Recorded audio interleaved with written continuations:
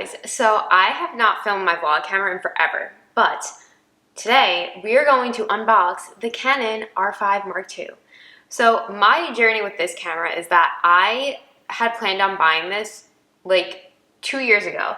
It was supposed to come out, it kept getting delayed, so I always had to keep putting it off. So I've had this like large amount of money like saved for this camera for years now. And the most embarrassing thing for me, as someone who does photography as part of their job as a food blogger, is that I've been using my Canon Rebel T3i for like 15 years because I got this camera before I started my blog. So I was using it like I definitely had it freshman year of high school, and I didn't start my blog until junior year. So the fact that that camera lasted like so long just goes to show how like good quality Canon is, and that's why I'm always a Canon girl. Like I know a lot of people are like, oh, Sony, like get a Sony, but I feel like Sony's better for video, and then Canon is just prime for photos. Now, the Canon R5 Mark II is definitely something that's like above my expertise, right? I still am like an amateur photographer. But when I make a big tech purchase like this, like it has to be worth it. I'm thinking long term. Just same thing with my gaming setup that I did last year. Like I only planned on playing The Sims 2. And obviously it evolved, and now I'm playing things that it is good and it's great for my new little streaming career. So thinking long term. Now the Canon R5 Mark II definitely built off of the Canon R5. There was a lot of like overheating issues. It didn't have like the 8K video. There's a bunch of little problems with it. It's not that it wasn't a great camera. And I think that if you have the R5 right now, there's no need to like upgrade to the Mark II. But obviously, why would I get the R5? Like I could afford it, right? Like I had the money for this. So that's why obviously I'm gonna go with the most recent. It just came out in August of 2024. I waited now until Black Friday. Obviously there wasn't like a sale or anything, but I got it from B&H, and they included like a free, this memory card was pretty expensive. Let's look at it. I have not opened it yet, and I've had it now for a few days. So it came with this SanDisk, the Extreme Pro CF Express, 512 gigabytes. I don't know, but apparently this is like the speed you need. Oh, because it holds like 4K video. Because this camera does do 8K video. Will I ever be using that? No, probably not. I'm not doing movie quality, and it still overheats when you do that because it's so intense, I guess, on the camera. But let's just like open it up. I'm gonna back up. Hopefully you guys can see this. All right.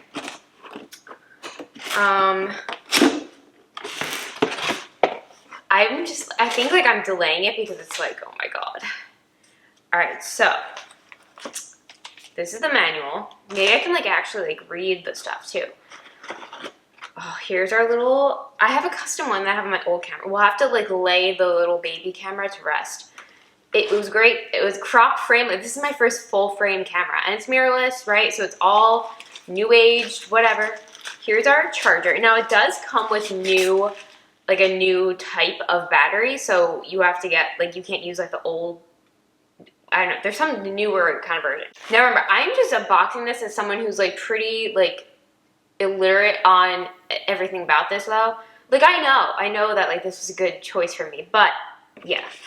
Honestly, it was between this or the Canon R6 Mark II, but that one came out in 2022, and I'm hearing rumors now that the R6 Mark III is going to be coming out like in January or February. Now, again, Canon always says this and then it gets delayed, and I was going to wait. And while the R6 Mark II 100% would have fulfilled my needs, especially at this point because I literally can't use my old camera anymore. The quality is it's diminished so much. I had the money, so like why not just go big or go home? That's it. So I did, because I know I would have gotten really upset with myself if I didn't get it, and then all of a sudden the Mark III of the R6 comes out. Now, the big difference between them is like the megapixels.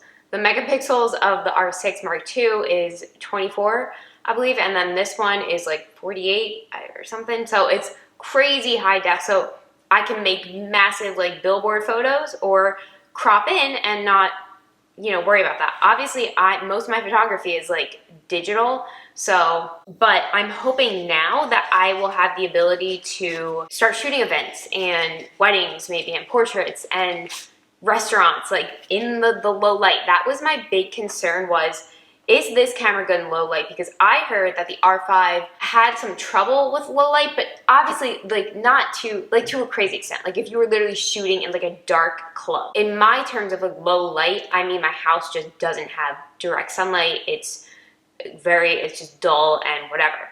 So that was my concern. Obviously, in this day and age, any camera is going to do better than my Canon Rebel T3i. So people are like, whatever you choose now is going to be good. Like it's going to fulfill the needs that I have. However, in my mind, I'm thinking, okay, well, if I do shoot events and I am shooting in like a dark restaurant, I do want something that's very good with that. I heard that the Canon R6 Mark II outperformed the original R5 in low lighting. So that's where I was like, oh wait, which is better? Is the Mark II of the R5 now, did it build upon that? People said, yes. I mean, it's wild. Like I have to test it for myself. And the fact that I've never shot on a full frame, I've never used mirrorless. So yeah. Anyway, this is the new type of battery. So eventually you probably want to upgrade to have like 2 batteries and like the whole grip and all that kind of stuff. I am like so scared to even touch this right now. Oh my god. All right, what is this? These are gonna be all cables. I found all my old stuff too, which I'm gonna use my old case. I eventually stopped even putting my camera in a case, like crazy stuff. I have some old lenses, so I know I'm just gonna keep these in there for now. Like I have my Nifty 50. It's like 50 millimeter 1.8 though, so it's I did get the adapter. So I bought the adapter years ago because I thought I was getting the camera like years ago, but I do have that for my EF lenses. Don't know what this is, but put that there. I believe this is the camera. Oh my gosh. The first time touching it. Oh my god. Okay. Wow.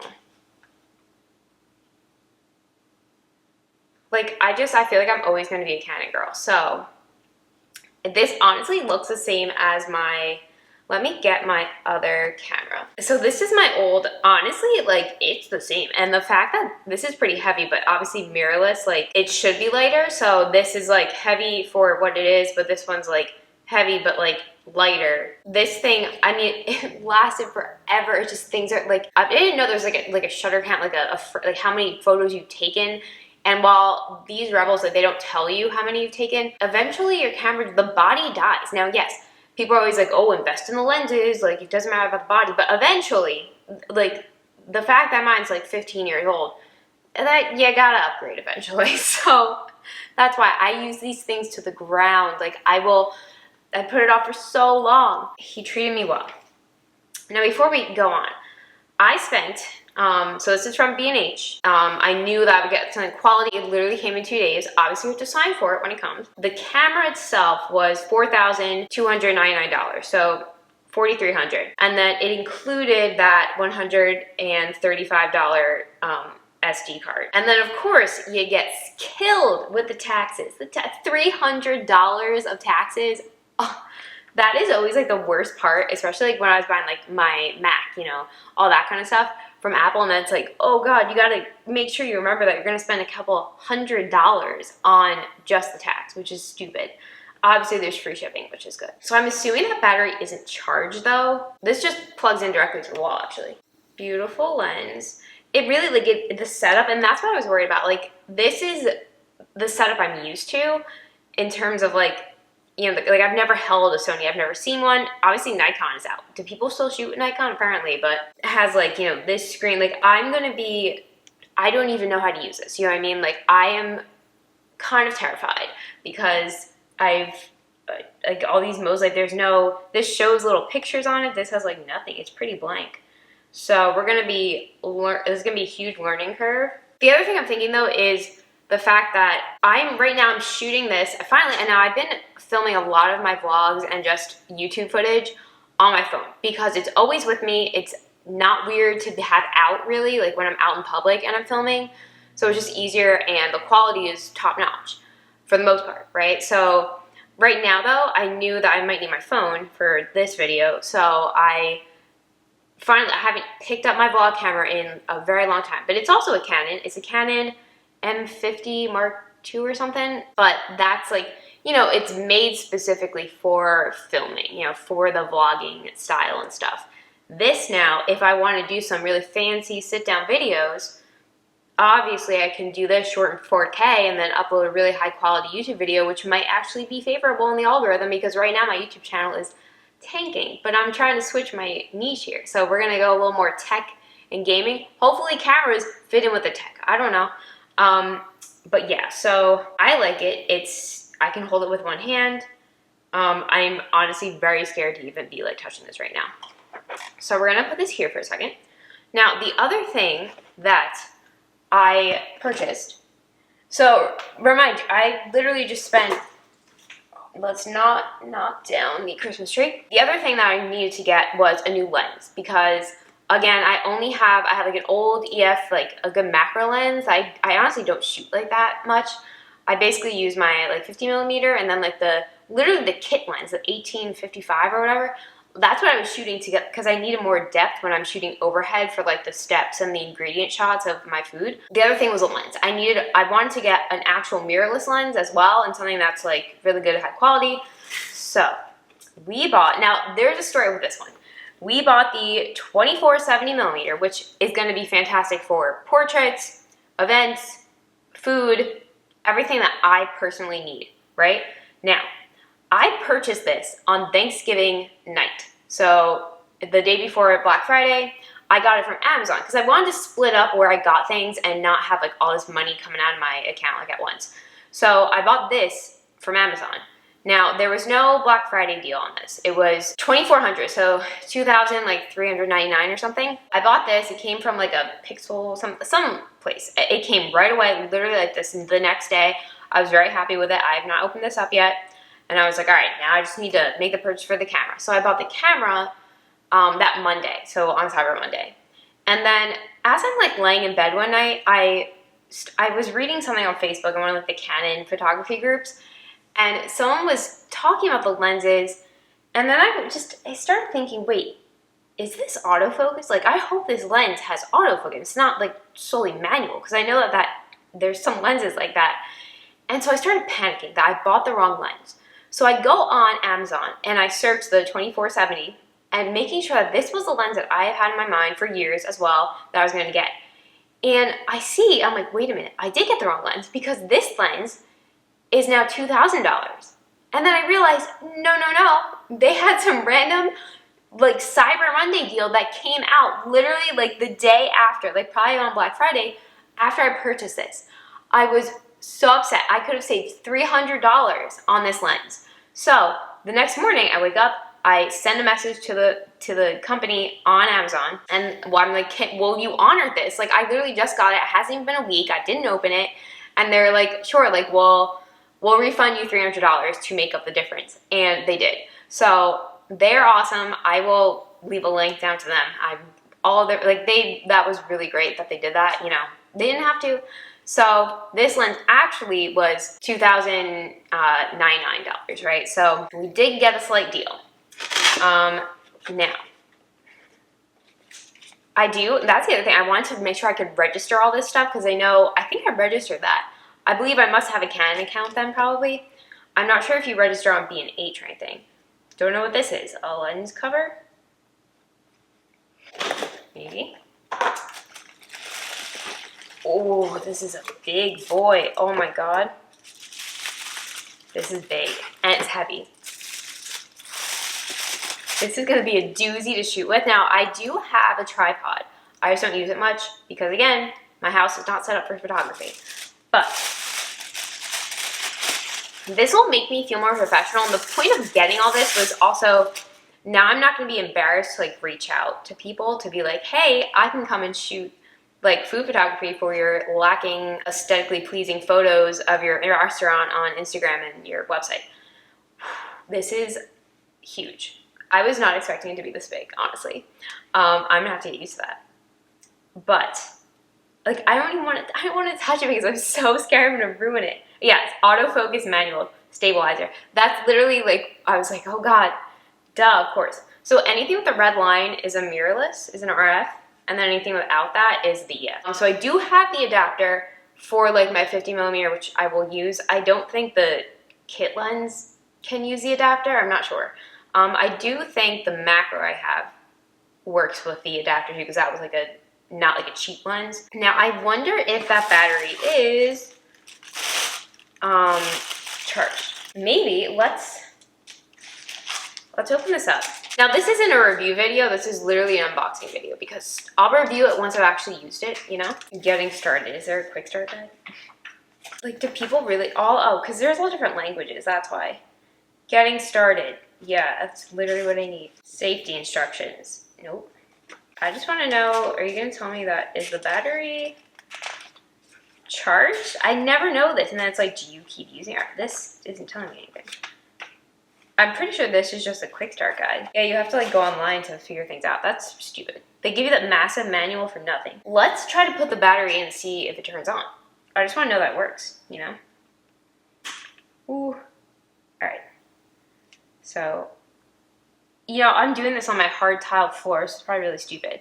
And yes, I'm sitting on the floor. You know, again, it's the lighting situation. So right now, I think I have it set up properly where you can see my face because the light is behind you guys. Oh my God. All right, where is the SD slot? HDMI, here, card open. I may have to wait then. I have to get a scissor. All right, well, wait to put the card in. It's not a big deal. I'm not gonna be really shooting anything. But let's just see if it turns on. No, because the battery isn't charged. So, all right, we can't actually turn it on yet, but that's okay. Obviously this is for the flash. Like, I don't even know. Like, I don't even know where to start with this. So I guess the first thing we gotta do is charge the battery. So we know that the battery fits. We're gonna go charge this now. Oh, you slide it in like this. You know, it's not like Apple where they don't give you the charger anymore. I actually requested from Santa a new charger for my iPhone. I had the iPhone 14 Pro Max, and I've been using like my old iPhone 7 charger. And I realized with the new iOS 18 update, it tells you now that it said my charger, it said slow charge because my charger is too weak for my camera. I need like at least like a 20 watt. So yeah, they really screw you over with that though. But again, I just use things to the ground and then, how do you do this? I'm just so, oh wait, do you snap it in? It's not a slide, I think it's a snap in. How do you do it without breaking it? I'm so scared. You're watching this in real time and how I don't actually, or maybe it's like this. There we go. All right, let's go plug this in. But yeah, so you can plug it in or you can do it directly on the wall. So I guess it's charging right now. But that's it. So we may end the video right here. What we can do, we can see if this is the scariest moment. Taking this off. We're just gonna loosely put that there for a second. We're gonna open this.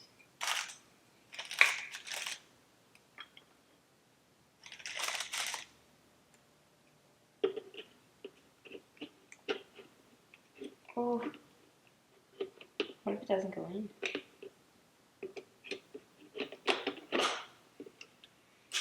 Oh my God. That is wild. Oh my God. I cannot wait to see how this looks though, like the range of this, because I really don't know, right? So amazing. The fact that this is that expensive, like I almost passed out when I pressed like, you know, pay like on the B&H. Oh my God. And it's been so long. It's like I had to do this, right? So all good vibes. Hopefully this was all worth it, you know? But yeah, I will check in with you guys if once that battery finishes charging, and we'll set it up maybe together. That's what we'll do. And then we'll end off the video. All right, guys, it's the next day. We're gonna do this a little like kind of not really top down, but hopefully you can see this. I'm gonna put the battery in.